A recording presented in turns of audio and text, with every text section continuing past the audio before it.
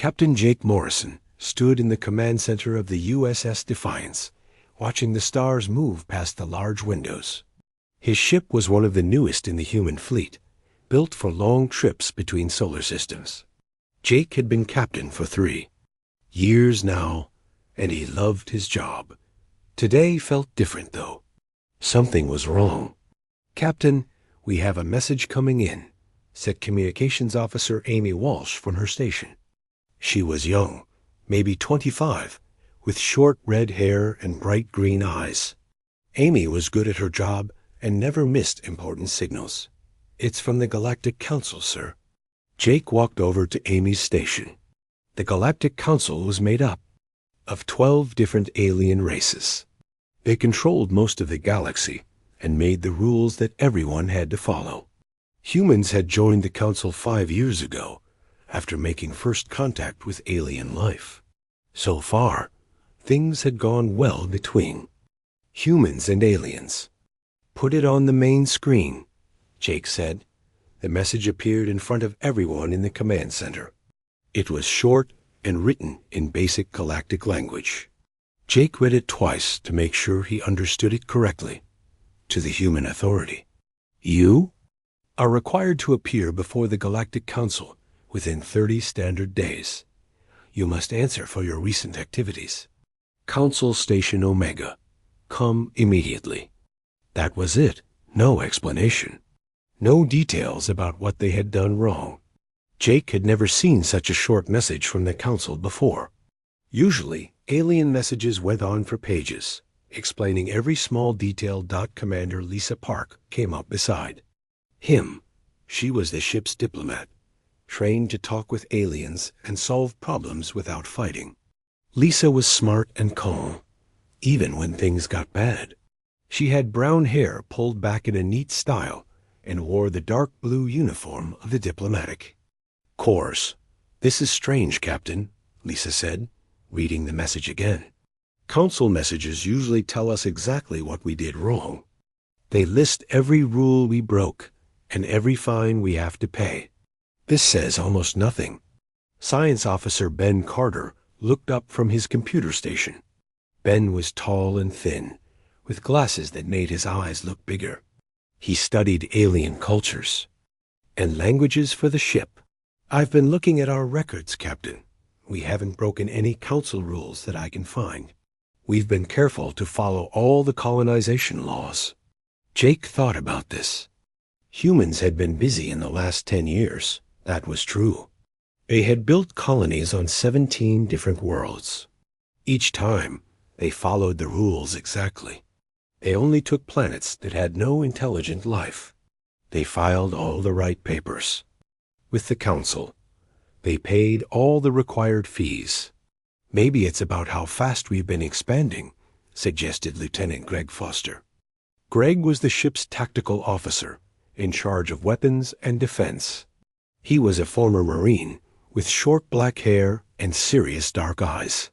"We've built more colonies in 10 years than most species build in 100. Amy Walsh spoke up from her station. "Captain, I'm picking up some strange signals as we get closer to Council space. Other ships are talking, but they're using codes I don't recognize. It's like they don't want anyone to understand what they're saying." This made Jake worry more. In his 20 years in space, first as a Marine and then as a ship captain, he had learned to trust his feelings. Something was definitely wrong here. Dr. Ryan Hughes came into the command center. Ryan was the ship's doctor and also studied alien biology. He was older than most of the crew, maybe 50, with gray hair and kind eyes. "Captain, I've been reading reports from our other ships.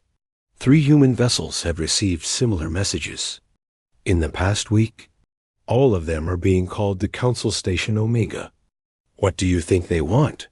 Jake asked. Lisa looked at the message one more time. "Maybe they want to talk about our expansion. Some of the older alien races might be worried about how quickly humans are spreading through the galaxy.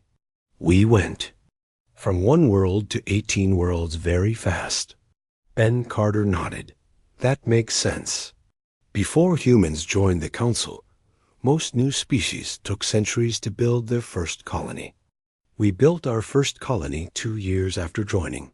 Jake walked back to the captain's chair and sat down. He had commanded ships through dangerous situations before, but this felt different. Fighting pirates or exploring unknown systems was one thing. Dealing with galactic politics was much harder. Amy, send a reply to the council. Tell them we'll be there in 25 days. That should give us time to prepare. Yes, sir, Amy said, typing the message quickly. Lisa, I want you to review everything we've done in the past year. Every colony, every trade deal, every contact. With alien species. If we broke a rule somewhere, I want to know about it. I'll start right away, Captain, Lisa replied. Ben, I need you to research council procedures. What happens when they call a species for questioning? What should we expect? Ben pushed his glasses up his nose. I'll check the historical records, sir. But, Captain, most species that get called before the full council are in serious trouble. Jake felt a cold feeling in his stomach. What kind? Of trouble? The kind that ends with losing the right to build new colonies. Or worse, being kicked out of the council completely. The command center became very quiet. Being kicked out of the Galactic Council would be a disaster for humanity. It would mean losing access to alien technology, trade routes, and protection. Humans would be alone in a galaxy full of alien species, some of whom might not be friendly. We'll figure this out, Jake said, trying to sound more confident than he felt. We're good people who follow the rules. Whatever this is about, we'll handle it.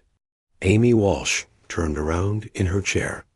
Captain, I'm still hearing those coded transmissions. They're getting stronger as we get closer to council space.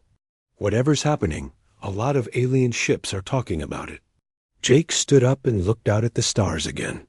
In just 25 days, they would reach Council Station Omega.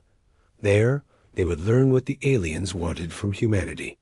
Jake hoped it would be something simple, like paying a fine or signing a new treaty. But deep down, he had a feeling it was going to be much more complicated than that. 25 days later, the USS Defiance arrived at Council Station Omega. The station was huge, bigger than any human city. It floated in space like a metal moon, with thousands of ships coming and going every day. Jake Morrison had been here once before when humans first joined the Galactic Council. Back then, the station had been busy and full of life. Today, it seemed almost empty. Captain, we're being directed to Docking Bay 7, Amy Walsh reported from her station. But, sir, there are hardly any ships here. Usually this place is packed with vessels from all over the galaxy. Jake looked at the station through the main window. Amy was right. Most of the docking bays were empty. Only a few alien ships were visible, and they looked like official council vessels. Where was everyone? Maybe there's some kind of holiday, suggested Ben Carter, but he didn't sound like he believed it. Dr. Ryan Hughes checked his computer. I don't see any holidays on the galactic calendar. This is very strange. The Defiance docked without any problems. Jake led his team through the station's long hallways toward the main council chamber. The hallways were empty too. Usually, hundreds of aliens walked these paths every day, doing business and making deals. Today, Jake could hear their footsteps echoing off the metal walls. Lisa Park walked beside Jake, carrying a briefcase full of documents. She had spent the whole trip preparing for this meeting. I still can't find anything we did wrong, Captain. We followed every rule, paid every fee, filed every report on time. Then why are we here? Jake asked. I don't know, Lisa admitted. That's what worries me. They reached the doors to the main council chamber. These doors were 20 feet tall and made of some kind of alien metal that changed colors in the light. Usually many guards stood here, checking visitors and making sure everyone was safe. Today, only 2 guards were present, and they looked nervous. Humans from Earth? One guard asked. He was a Viridian, with green scales and yellow eyes. His scales looked pale, which Ben had told them meant the alien was scared or sick. Yes, we're here for the council meeting, Jake replied. The guard's eyes got wider. He pressed a button, and the big doors opened slowly. The council is waiting for you. Jake led his team into the chamber, and immediately knew something was very wrong. The council chamber was enormous, built to hold thousands of aliens from all over the galaxy. It had seats rising up in circles, like a giant theater. Usually, these seats were full of aliens watching council meetings and making noise. Today, the chamber was almost completely empty. Only 12 aliens sat in the center of the chamber. These were the senior council members, the most powerful beings in the galaxy. Each one represented a different alien race. Jake recognized some of them from his previous visit, but they looked different now. They sat very still and very quiet, watching the humans with strange expressions. "This is impossible," whispered Ben Carter. "Council meetings always have hundreds of observers. Important meetings have thousands." Ambassador Karen Lewis stepped forward. She was another diplomat who had joined them for this important meeting. Karen was older than Lysa, with gray hair and many years of experience talking with aliens. She had been chosen to lead the human delegation because she was the best diplomat humanity had. "Honored council members," Karen said in her clear, strong voice, "we are here as requested to answer questions about human activities." Her words echoed in the huge empty chamber. The 12 council members just stared at them. No one spoke. No one moved. The silence went on until it became uncomfortable. Jake had been in many strange situations during his military career, but this was different. These aliens usually loved to talk. They made long speeches and argued about everything. The silence felt wrong, like something terrible had happened. Dr. Ryan Hughes whispered to Jake, "Captain, look at their body language." The Viridian counselors. Scales are almost white. That's a sign of extreme fear. The Zephyrians' tentacles are hanging down, which means depression or shock. Something has scared them very badly. Jake looked more carefully at the alien council members. Ryan was right. These weren't the proud, confident aliens he had met before. They looked like survivors of some terrible disaster. Lisa Park tried again. "Council members, we have brought all our records and reports. If there are questions about our colonization activities, we are ready to answer them." Still silence. Finally, Ambassador Lewis decided to be more direct. "What are the charges against humanity? What law have we broken?" The silence continued for another long minute. Then, slowly, the largest council member leaned forward. This was High Counselor Vexthara, leader of the Korthans. The Korthans were made of living crystal and were very old and very powerful. Vexthara's crystal body was usually bright blue, but today it looked dark and dull. When Vexthara spoke, her voice was quiet and strange. "You invaded Earth?" Jake felt confused. He looked at his team, and they looked just as confused as he felt. Invaded Earth? That didn't make any sense. "I'm sorry, High Counselor," Karen Lewis said carefully. "I don't understand the question. Could you please explain?" The crystal alien made a sound like wind blowing through caves. Other aliens called this a Korthan sigh. "You invaded your own homeworld, Earth, your own planet." The humans looked at each other with complete confusion. Captain Morrison stepped forward. "High Counselor, I think there's been some kind of mistake. We didn't invade Earth. We come from Earth. It's our home planet." Another council member spoke up. This was Counselor HFY of the Zephyrians.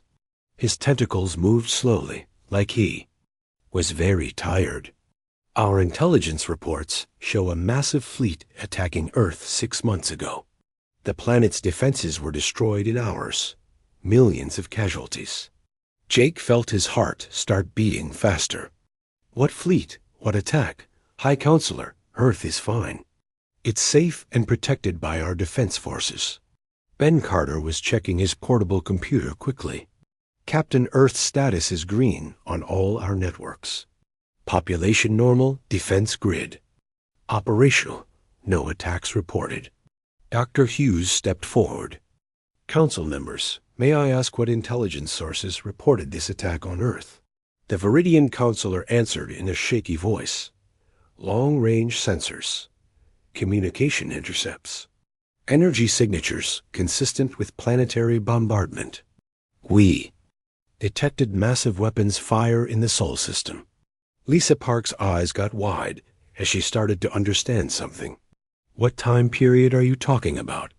When exactly did you detect these weapon signatures? 6 months, 2 weeks, 3 days ago, replied Vexthara. Standard galactic time. Jake felt something cold move through his stomach. 6 months ago was when the 5th colonial wave had launched from Earth. It was humanity's biggest colonization. Effort ever, with over 200 ships leading to establish new colonies. Lisa, he said quietly, I think they saw our colonial fleet launching. Karen Lewis understood immediately. High Counselor, I believe there has been a serious misunderstanding. 6 months ago, humanity launched a large colonization fleet from Earth. No invasion took place. We were not attacking Earth. We were leaving Earth to build new colonies. The silence that followed was even deeper than before. The 12 most powerful beings in the galaxy stared at the humans with expressions that Jake couldn't understand. It wasn't anger or confusion anymore. It was something that looked almost like terror. High Counselor Vexthara's crystal body grew. Even darker. If you didn't invade Earth, if Earth is your homeworld, then what did we observe? The question hung in the air like a bomb waiting to explode. Jake realized that somehow the aliens had completely misunderstood what they had seen. But how could they mistake a peaceful colonization fleet for an invasion? And why did that possibility seem to frighten them so much? The silence stretched on, and Jake began to understand that this meeting was going to be very different from what he had expected. High Counselor Vexthara made a gesture with one of her crystal arms. The air in front of the humans began to glow, and suddenly they were looking at a 3-dimensional image floating in space. It showed the solar system, with Earth at the center, and the sun burning brightly nearby. This is what our long-range sensors recorded 6 months ago, Vexthara said. Her voice was still quiet and strange. The image began to move, like watching a movie. Jake Morrison and his team watched as hundreds of small dots appeared around Earth. The dots were moving fast, spreading out from the planet in all directions. 215 vessels, said another council member. This was Counselor Thrak of the Mendari, a race that looked like large insects with 4 arms, each one heavily armed. They departed Earth in perfect formation. Jake recognized what he was seeing immediately. It was the 5th colonial wave, humanity's largest expansion effort.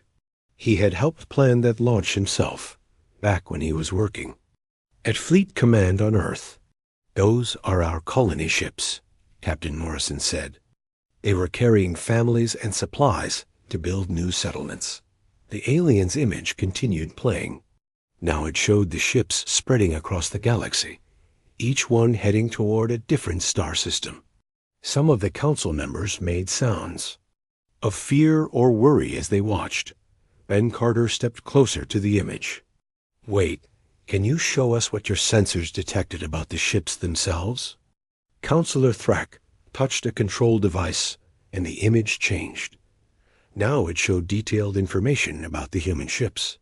Jake could see weapon signatures, energy readings, and other technical data. Oh no, whispered Lisa Park. I see the problem. The alien sensors had detected everything correctly, but they had misunderstood what they were seeing. The colony ships did carry weapons, because space was dangerous and pirates sometimes attacked civilian vessels. The ships also carried mining equipment for breaking down asteroids, which looked like planet-destroying weapons to alien sensors. Lieutenant Greg Foster studied the tactical data. "Captain, they're reading our mining lasers as bombardment weapons. Our defensive shields show up as military-grade armor. Even our cargo containers look like troop transports to their sensors." Dr. Ryan Hughes nodded slowly. "And we launched over 200 ships at once, all in perfect formation. To someone watching from far away, it would look like a massive military fleet." Ambassador Karen Lewis turned to face the council. "Honored members, I believe we understand the confusion now. What you observed was indeed a large fleet leaving Earth, but it wasn't an invasion force. It was a colonization fleet carrying families to start new lives on empty planets." The Viridian counselor's scales became even paler. "You colonize ... with military precision?" "We have to," Captain Morrison explained. "Space is dangerous. Pirates, solar storms, asteroid fields, equipment failures. Our colony ships need to be strong and well defended to protect the families inside." High Counselor Vexthara leaned forward. "Show us your colonization procedures." Ben Carter pulled out his portable computer and connected it to the chamber's display system. Soon, the air was filled with images and documents showing how humans built colonies. The aliens watched in silence as Ben explained each step. First, human ships would arrive at an empty planet and scan it completely for any signs of life. Then they would establish a defensive perimeter around the landing site, just in case there were dangerous animals or unstable weather. "We call this pacification protocols," Ben said. "It means making the area safe for families." Several council members made sounds of alarm when they heard those words. "What exactly does pacification involve?" asked Counselor Zephihai his. Tentacles moving nervously. Greg Foster answered. "We clear out any dangerous wildlife, set up warning systems for storms or earthquakes, and make sure the ground is stable for building. We also establish communication networks and emergency medical facilities." "You establish military communications and medical facilities for treating combat casualties?" Thrak asked, his insect-like eyes getting wider. "No, sir," Greg replied, confused. "Regular communications for talking to other colonies on Earth. Medical facilities for treating sick children, broken bones, normal injuries that happen when people are building new towns." The council members began talking among themselves in their own languages. Even though the humans couldn't understand the words, they could tell the aliens were very upset about something. Dr. Hughes tried to help. "Perhaps if we explain our planetary survey methods?" This turned out to be a mistake.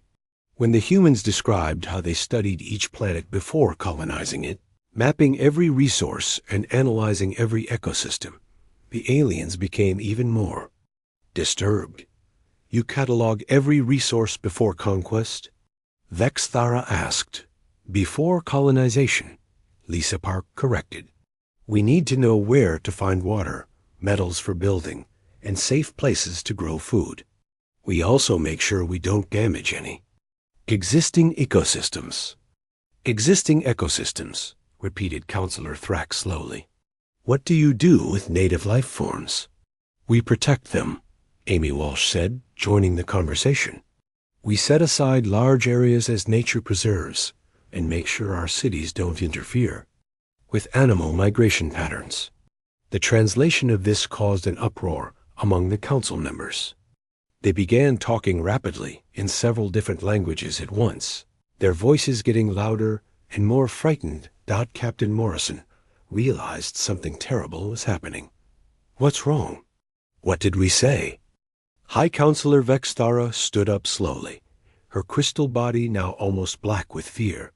"You relocate native populations to designated areas?" "We relocate dangerous animals away from where children play," Dr. Hughes explained. We don't want anyone to get hurt. And we create protected parks where animals can live safely without interference from human activities. The silence that followed was different from before. It was the kind of silence that comes after someone says something shocking. The council members stared at the humans with expressions of pure horror. You separate families to ensure compliance? Asked Counselor Zephihai in a whisper. What families? Jake asked, completely confused. We're talking about animals, wildlife, bears, wolves, things like that. Ben Carter suddenly understood what was happening. Oh no. They think we're talking about intelligent beings. They think we're describing how we conquer other species. The realization hit all the humans at the same time. Every word they had used to describe peaceful colonization could also be used to describe military conquest, pacification protocols, resource mapping, population relocation, medical facilities, communication networks to aliens who had never seen peaceful expansion. It all sounded like the methods of a terrifyingly efficient conquering army. Ambassador Lewis stepped forward quickly. High Counselor, there has been a serious misunderstanding. When we colonize planets, they are empty planets. No intelligent life. Only animals and plants. How do you know the planets are empty? Vexthara asked. We scan them first. We look for cities, technology, radio signals, any sign of intelligent life. We would never colonize a planet that had people on it. Counselor Thrak made a sound like clicking metal. And if you found intelligent life? We would leave them alone and find a different planet. Captain Morrison said immediately. The council members looked at each other. Some of them seemed confused.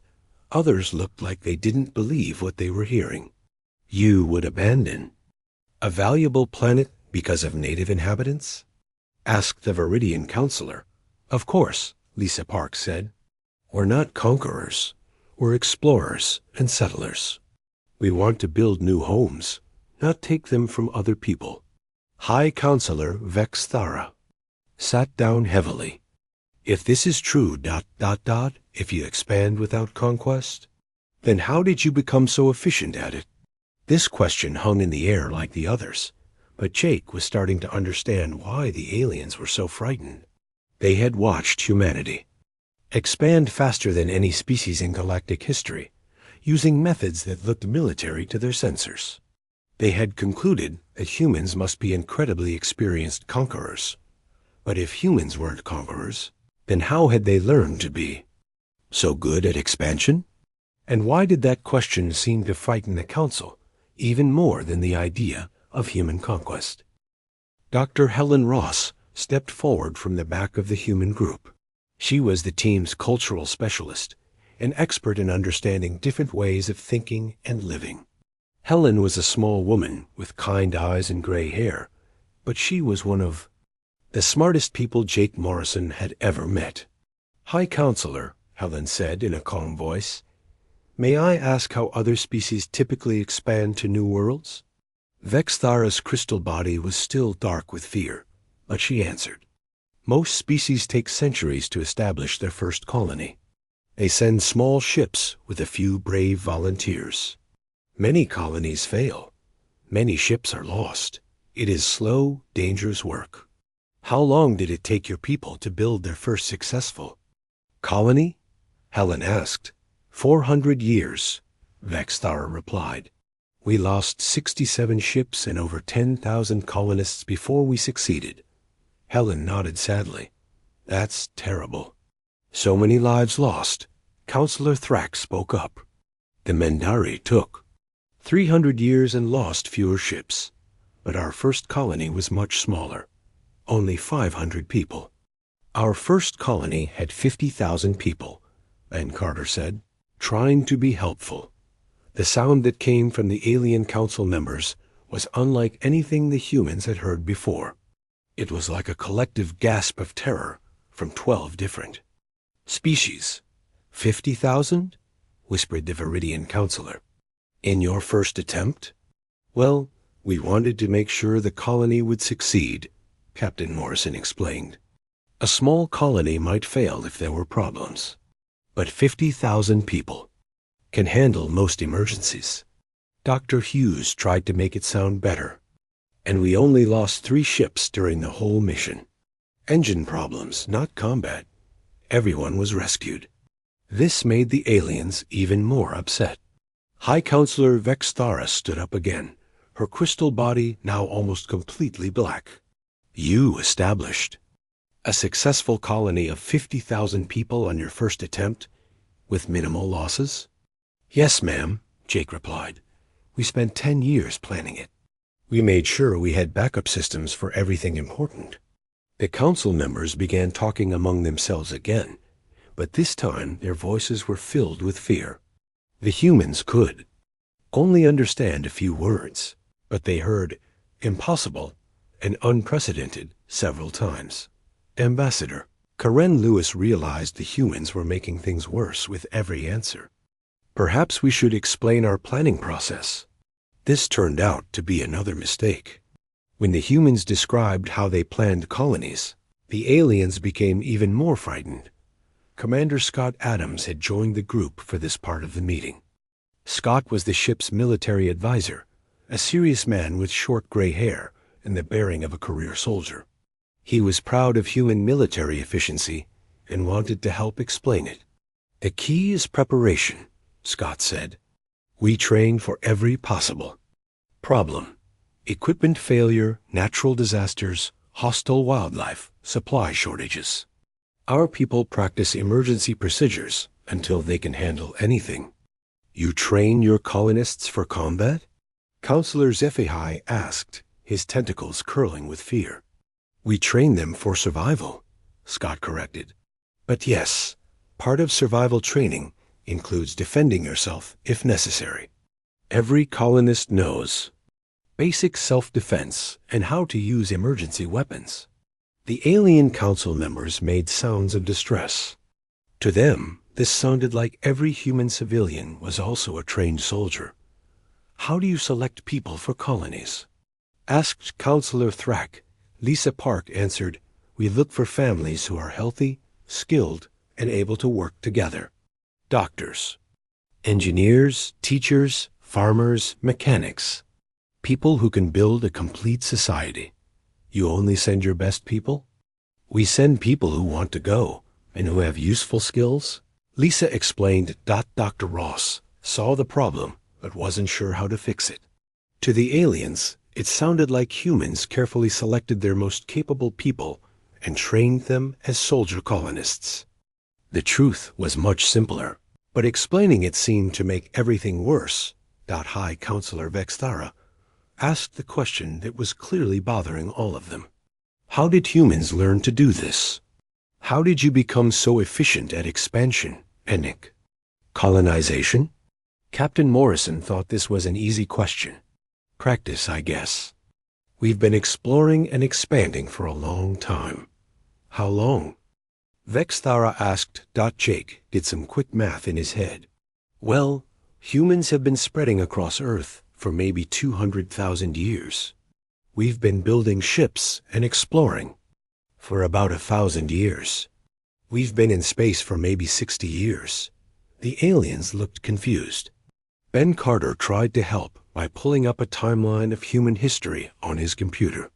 The display showed how humans had spread from Africa to every continent on Earth, then began exploring the oceans, and finally reached space.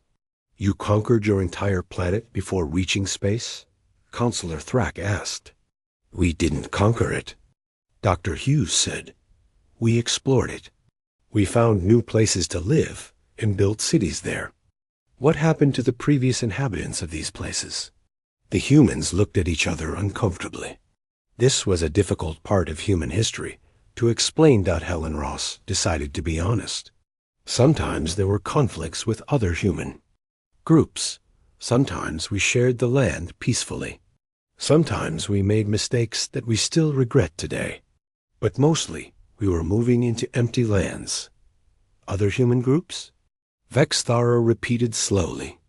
Different tribes and nations, Helen explained. Humans weren't all united back then. We lived in separate groups that sometimes fought each other. The silence that followed was the deepest yet.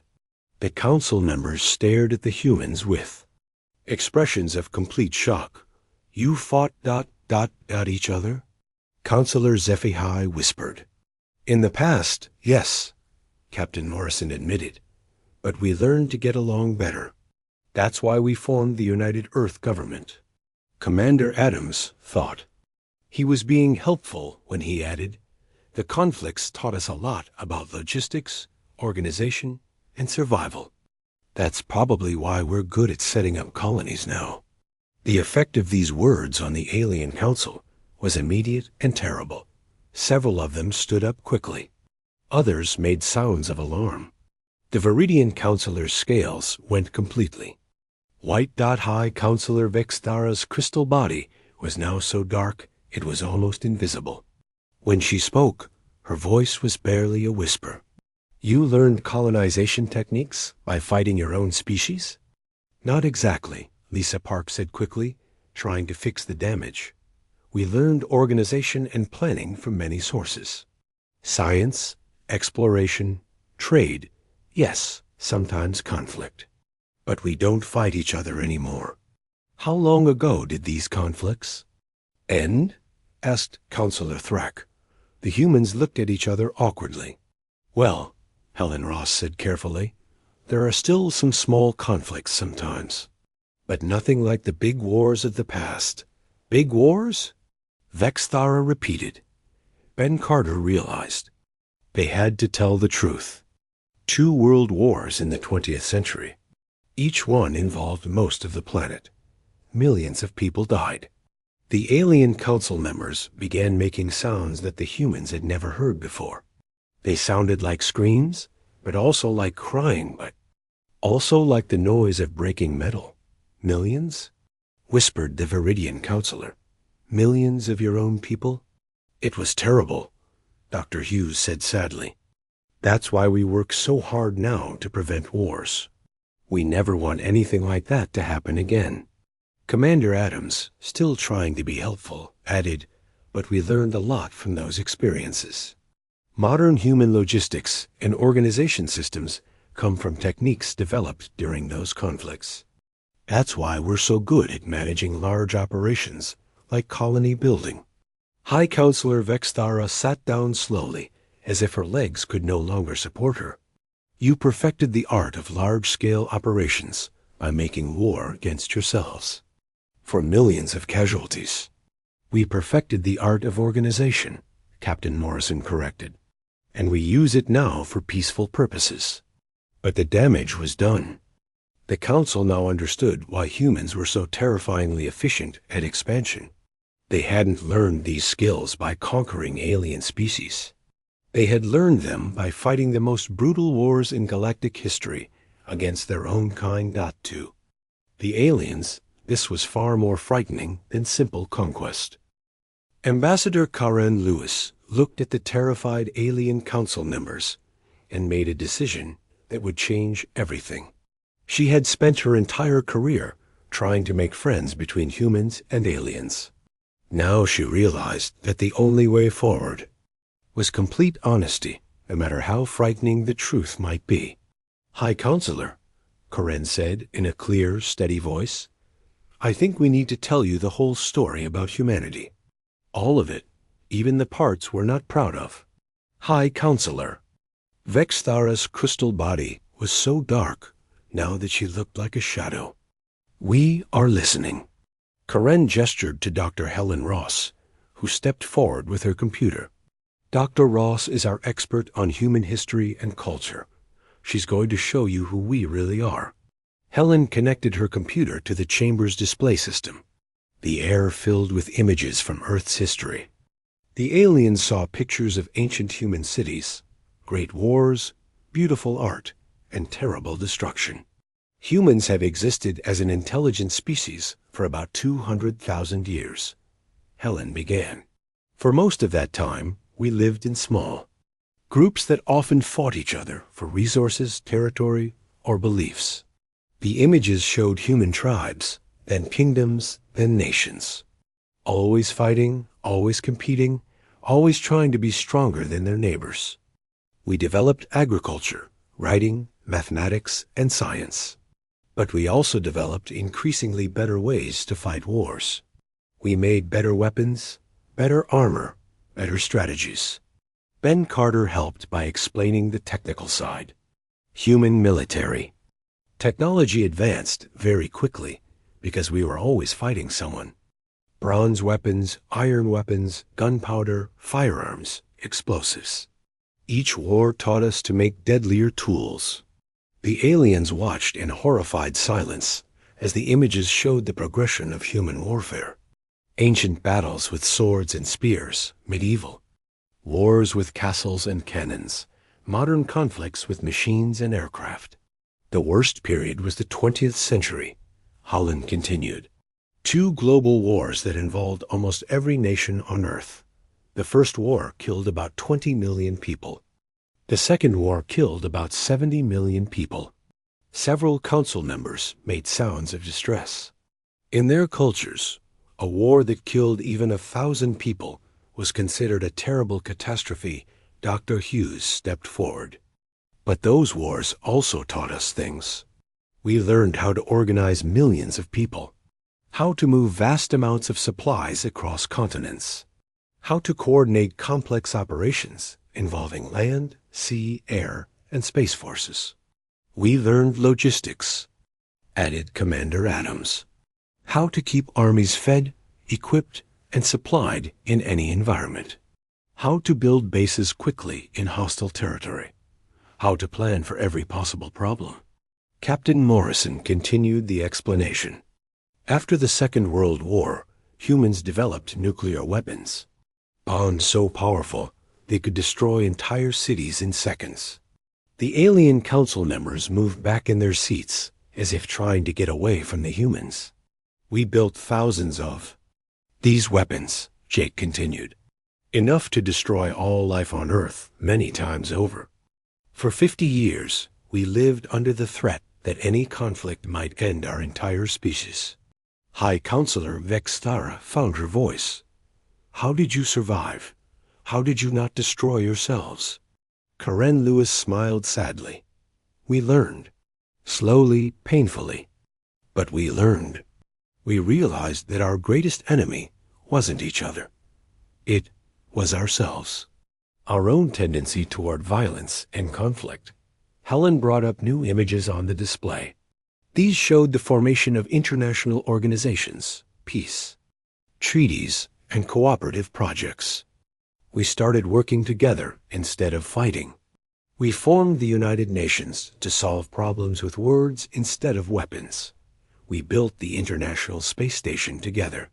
We began to explore space as one species instead of competing nations. But the most important thing we learned, Dr. Ross continued, was that our skills in organization, logistics, and planning could be used for peaceful purposes. Everything we had learned from thousands of years of warfare could be turned toward building instead of destroying. Ben Carter pulled up images of early human space colonies. When we started building colonies, we used military organizational methods because they worked. Not because we wanted to conquer anyone, but because military logistics is really good at keeping people alive in dangerous places. Every human colony is organized like a military base, Commander Adams explained, because military bases are designed to be self-sufficient and to handle emergencies. That's exactly what a space colony needs to be. Lisa Park took over the explanation. When we scan planets for resources, we're using techniques originally developed for military intelligence. When we establish communication networks, we're using military communication protocols. When we train colonists for emergencies, we're using military training methods. Everything that makes us look scary to you, Captain Morrison said, comes from thousands of years of fighting ourselves. We got very good at war because we practiced it constantly. But then we decided to use those same skills for peace. The silence in the chamber was different now. The aliens were still afraid, but there was something else in their expressions. Maybe understanding. Maybe sympathy. High Counselor Vexthara spoke slowly. You became expert at expansion, not by conquering other species, but by conquering yourselves. In a way, yes, Karen Lewis replied. We conquered our own worst impulses. We learned to work together instead of fighting each other. Counselor Thrak asked, do you still have these weapons? These nuclear bombs? Some, Jake admitted, but far fewer than before, and they're controlled by international agreements. Most of our military technology now is used for space exploration and colony defense. Defense against what? Asked Counselor. Sci-Fi. Pirates mostly, Greg Foster answered. Space is dangerous, and there are always criminals who attack civilian ships. We also prepare for the possibility of hostile alien contact. Hostile alien contact? Vexthara repeated. Dr. Hughes nodded. Our greatest fear when we first reached space was that we might encounter aliens who were aggressive. We prepared for war because we didn't want to be helpless if we met enemies. Helen Ross smiled, but we hoped for friends. That's why we worked so hard to join the Galactic Council. We wanted to prove that humans could be peaceful neighbors. The alien council members looked at each other, communicating in ways the humans couldn't understand. Finally, High Counselor Vexthara stood up. Humans of Earth, she said, and her crystal body was beginning to show hints of its normal blue color. We owe you an apology. We saw your efficiency and assumed you were conquerors. We saw your military precision and thought you were invaders. But now we understand, added Counselor Thrak. You are not a species that learned to make war by conquering others. You are a species that learned to make peace by conquering yourselves. Your expansion looks military to us, said the Viridian Counselor, because your peaceful methods were developed from military ones. You colonize with such precision because you learned precision from conflict. Counselor Zephi's tentacles moved in. What the humans had learned was a sign of respect. You prepare for every threat because you have seen what happens when preparation fails. You work together so efficiently because you know the cost of not working together. High Counselor Vexthara sat down again, and her crystal body was now showing normal blue colors, with hints of something that might have been admiration.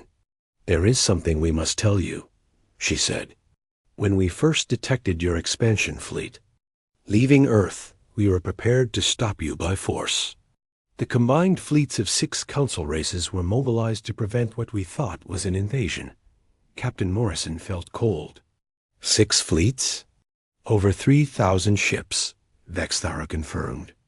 Ready to destroy your expansion fleet before it could reach its targets. The humans looked at each other in shock.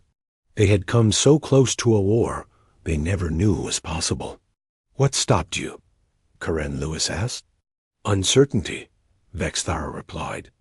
Your expansion was so efficient, so perfectly organized, that we became afraid. We thought, what if this species is so advanced at warfare that our fleets would not be enough? What if attacking them would only make them angry? So we decided to call you here instead, added Counselor Thrak, to learn what we were facing. Before we acted, Dr. Ross understood.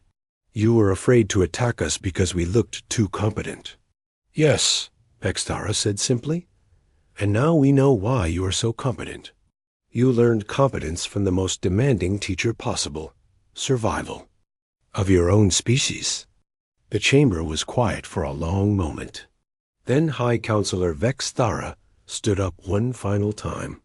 Humans of Earth, she said formally. The Galactic Council recognizes humanity as a species that has mastered both war and peace. Your expansion rights are confirmed without limitation. Your colonization methods are approved without restriction. She paused, and when she continued, there was something like awe in her voice. You did not invade Earth. You survived it. And in surviving it, you learned to ensure that no one else would have to face what you faced. The Council believes that humanity's greatest strength is not your ability to make war, but your wisdom to choose peace after learning war's true cost. Captain Morrison felt a weight lift from his shoulders that he hadn't known was there. Thank you, High Counselor. No, Vexthara replied. Thank you. The galaxy is safer because a species like humanity chooses to build instead of destroy. As the humans left the council camp,